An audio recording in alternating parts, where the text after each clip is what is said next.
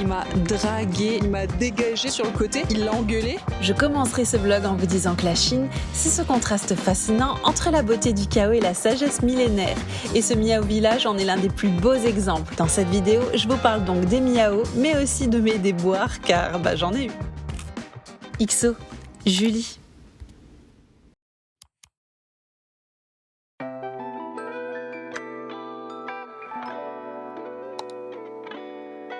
Salut les copains, ça y est, je suis dans le Xiang Miao Village. Je sais pas si je le prononce bien, épargnez-moi. Le moins qu'on puisse dire, c'est que ça a été toute une aventure, hein. J'ai eu 2 correspondances, ça a été sans problème. Ça a juste pris un peu de temps.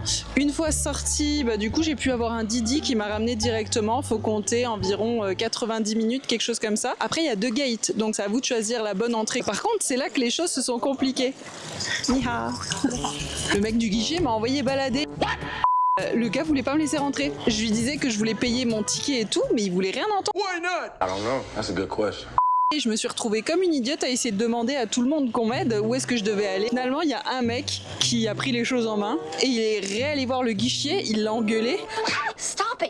Au final, après avoir payé, m'a donné mon ticket. En fait, il avait juste rien compris et il voulait pas se faire chier. Il m'a dégagé tranquillement sur le côté. Franchement, je l'ai trouvé ultra désagréable. Ils ont tous des applications de traduction. Tout le monde est super sympa. Mais alors lui, que dalle. Et vous savez ce qui m'a fait le plus rigoler? Il y a tout qui est affiché en chinois, en anglais et en français, les gars. Je sais pas encore pourquoi, je vais investiguer.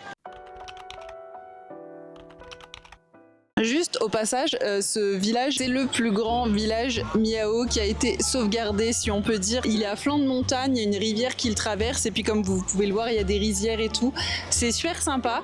Après, je suis quand même moins séduite que Feng Guang. Franchement, encore une fois, c'est purement subjectif, hein, il n'y a pas d'objectivité là-dedans. Mais ouais, voilà. En même temps, je viens d'arriver et puis je vais faire mon petit tour et puis on verra au fur et à mesure si mon ressenti se confirme ou change. Voilà.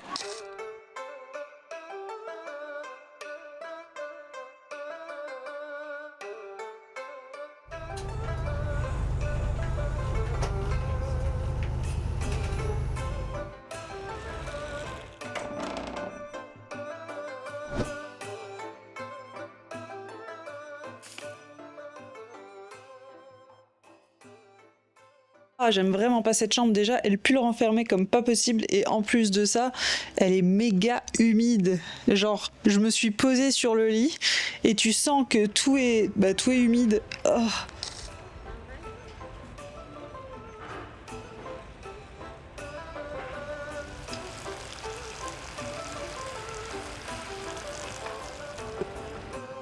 Est-ce que vous saviez que ce village, considéré comme le plus grand village Miao de Chine, est en réalité composé de plusieurs hameaux traditionnels construits sur les pentes d'une vallée et compte plus d'1 millier de foyers? Ce que j'ai appris en y faisant un saut, c'est que depuis le début des années 2000, le site a fait l'objet d'importants investissements pour développer le tourisme rural et culturel. Et concrètement, ça veut dire quoi? Ça veut dire que les infrastructures ont été modernisées. L'idée, en fait, c'était de faciliter l'accès au village et encourager la mise en valeur de leur patrimoine. Et de toute évidence, ça a fonctionné. Ce village figure aujourd'hui parmi les destinations les plus visitées du Kyushu, tout en conservant d'ailleurs son caractère communautaire. Et ça, de ce que je commence à connaître sur la Chine, c'est plutôt rare.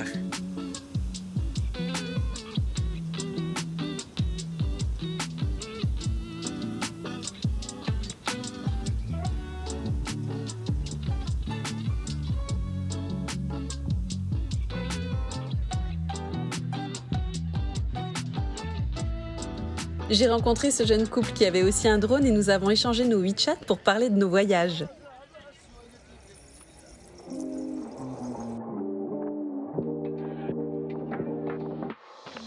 Comme dans beaucoup d'autres villages, les habitants participent directement à cette économie touristique. Ils proposent des hébergements chez eux, vendent des souvenirs artisanaux et tiennent des restaurants traditionnels.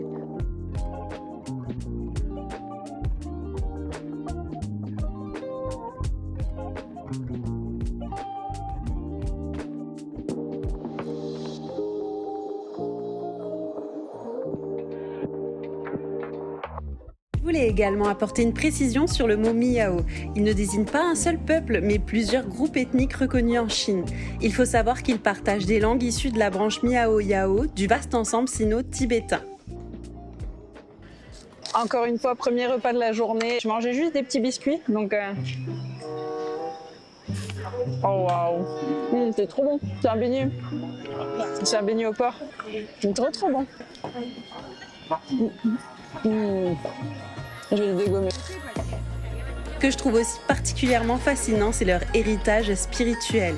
Les Miao, historiquement, ont pratiqué un mélange d'animisme, de culte des ancêtres et de croyances liées aux esprits de la nature. Certains groupes ont adopté d'autres religions, comme le christianisme par exemple, mais les traditions ancestrales restent profondément ancrées dans la vie quotidienne. Et pour ceux qui se demandent ce qu'est l'animisme, c'est en fait une croyance selon laquelle tout dans la nature, vivant ou non, possède une âme, un esprit ou une forme de conscience.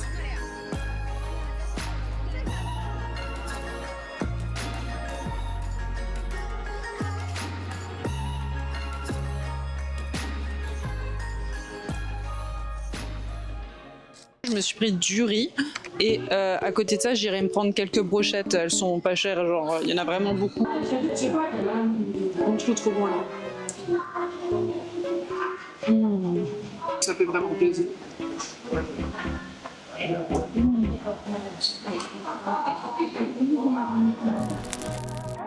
Genre, ils ont un McDo.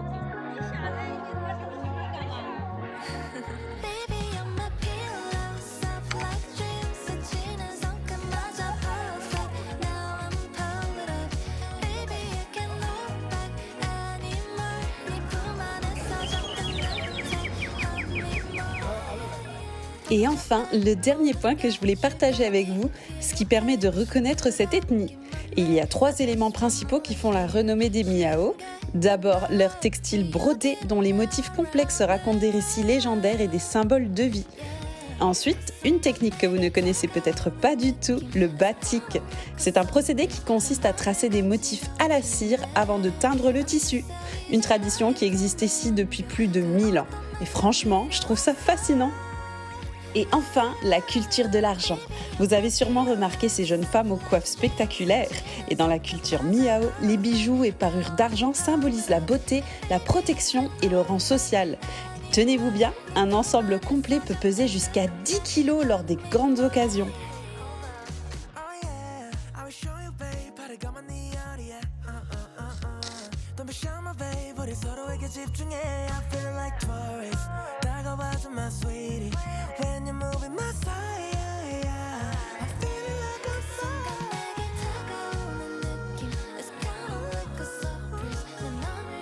Et voilà, fin de la journée et retour dans la chambre. Un truc que j'avais oublié de vous dire, c'est que le taxi qui m'avait emmené à Fengguang, il m'a dragué. Je lui ai dit que j'avais un copain et il a pas lâché l'affaire. Mais bon, c'était amusant, c'était pas déplacé ou malaisant. C'était plus drôle qu'autre chose. Voilà. Bah voilà, j'ai fait mon petit tour. J'ai l'impression que c'est bien plus grand que la destination précédente. C'est vraiment ultra beau, c'est super agréable de s'y balader. Après, comme dit, j'ai préféré la ville d'hier. J'ai croisé quelques étrangers, 3 ou 4.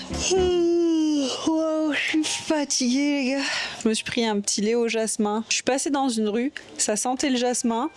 Et j'en ai eu envie. Puis je suis tombée devant et puis j'ai fait allez hop, j'en prends un, puis c'est parti. Donc j'étais toute contente. Donc alors pour vous expliquer un peu, en fait les Miao font partie des 56 groupes ethniques qui sont reconnus en Chine. Et on qualifie en fait souvent la région du Guizhou. Alors je sais pas si ça se dit Guizhou ou Guizhou. Donc on qualifie souvent cette région de base de la minorité Miao. Parce qu'en fait, ceux qui vivent dans le sud-est, ils représentent 25% de la population. Ils sont quand même plus de 9,5 millions en Chine. Ils sont dispersés en fait dans la moitié sud-ouest du pays, mais aussi en Thaïlande, au Vietnam. Et un truc que j'ai vraiment adoré, c'est leur particularité physique, principalement au niveau des femmes. Si vous regardez les petites mamies, avec leurs cheveux, en fait, elles font des pompons. Et je trouve ça super cool.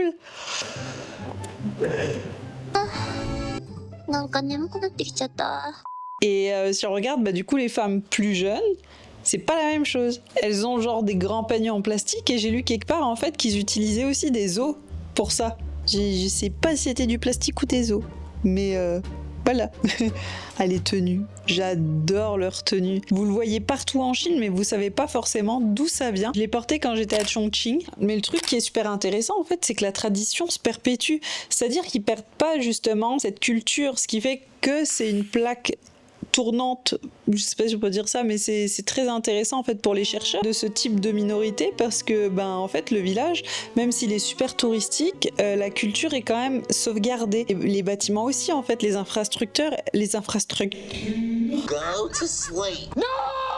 Les infrastructures, elles sont faites en bois à flanc de colline. Il y a une rivière aussi qui traverse, ce qui rend d'ailleurs la chose encore plus jolie. Hein. Et donc le village est tellement grand et préservé qu'en fait, c'est pour ça qu'il a ce surnom des 1000 foyers. Puis c'est la manière dont il a été construit et puis aussi la beauté des paysages qui fait que c'est devenu un pôle touristique assez impressionnant. Comme dit, il y a beaucoup de personnes avec qui j'ai interagi qui ne connaissent pas du tout cet endroit. Très touristique, mais pas encore à son max. Il y a beaucoup plus de boutiques. C'est quand même plus atypique que Fengguang, par exemple. Le fait qu'il y ait énormément d'escaliers, qu'il faille monter, descendre, ça me fait beaucoup penser à Furong. La journée d'aujourd'hui, j'ai fait qu'attendre, mais j'ai dormi, je crois, à 5 heures. Oh, j'espère que l'hôtel demain, il puera pas comme ça. Bon allez, moi je vous fais des bisous. À demain. Bye bye.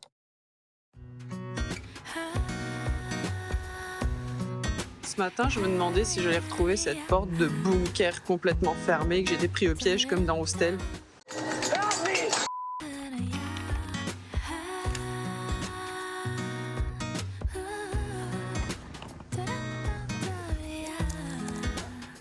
Oh, I'm sorry, I don't speak Chinese.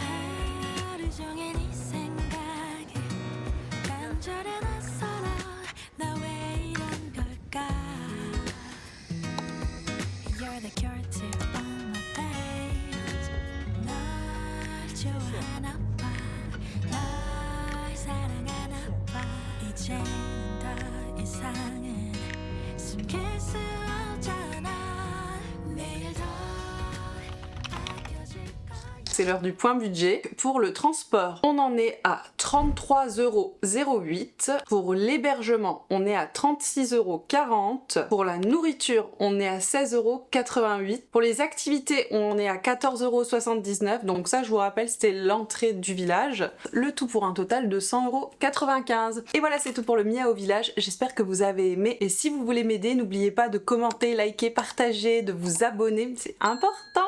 Je profite aussi de cette occasion pour vous remercier. On est plus de 20 000 maintenant sur la chaîne. C'est pas rien. Donc voilà, merci à tous. Et puis moi je vous dis à plus. Bye bye.